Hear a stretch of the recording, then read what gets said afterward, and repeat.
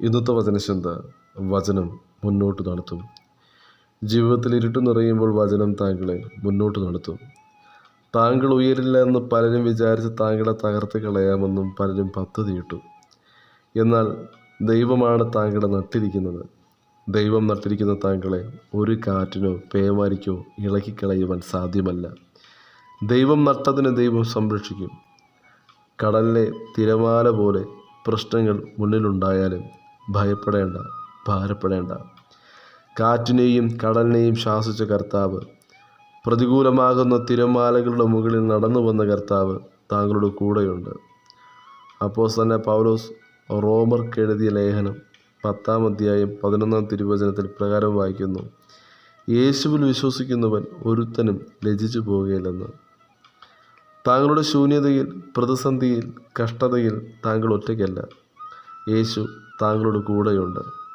താങ്കളുടെ ശൂന്യമായ സാഹചര്യം, താങ്കൾ അനുഭവിക്കുന്ന പ്രതിസന്ധി, താങ്കൾ അനുഭവിക്കുന്ന കഷ്ടത, താങ്കൾ അനുഭവിക്കുന്ന ഒറ്റപ്പെടൽ, അവിടെയൊക്കെയും ഏകനാക്കി വിട്ടു പോവുകയില്ല. ആ നിമിഷങ്ങളിലൊക്കെയും കർത്താവ് താങ്കളുടെ കൂടെ ഉണ്ടായിരുന്നു. താങ്കൾക്ക് കഷ്ടത വന്നപ്പോൾ താങ്കളുടെ മിത്രങ്ങൾ പോലും താങ്കളുടെ മുന്നിൽ നിന്ന് വാതിലടച്ചേക്കാം. എന്നാൽ താങ്കൾ ഭയപ്പെടേണ്ട, ഭാരപ്പെടേണ്ട, കരയേണ്ട, പിറുപിറുക്കേണ്ട. കാരണം കർത്താവ് താങ്കൾക്കായി പുതിയൊരു വാതിൽ തുറക്കുന്നുണ്ട്. തീർച്ചയായും താങ്കൾ അവ കണ്ട് സന്തോഷിക്കും. താങ്കൾ എത്ര തകർന്ന സാഹചര്യമാണെങ്കിലും യേശു താങ്കളെ പുറത്തു കൊണ്ടുവരും. വിളിച്ചിറക്കിയത് ദൈവമാണെങ്കിൽ താങ്കളെ ദൈവം വഴിയിൽ ഉപേക്ഷിക്കുകയില്ല. താങ്കളെ നിർത്തിയത് സർവശക്തനായ ദൈവമാണ്. ആകയാൽ എത്ര വലിയ പ്രതിസന്ധികൾ കടന്നു വന്നാലും ദൈവകരങ്ങളിൽ മുറുകെ പിടിക്കുക. ആരൊക്കെ താങ്കളെ കൈവിട്ടാലും യേശു താങ്കളെ കൈവിടുകയില്ല, ഉപേക്ഷിക്കുകയില്ല. താങ്കളുടെ തല താഴ്ന്നിരിക്കുവാൻ കർത്താവ് ആഗ്രഹിക്കുന്നില്ല. താഴ്ചയിൽ നിന്നും ദൈവം താങ്കളെ ഉയർത്തും.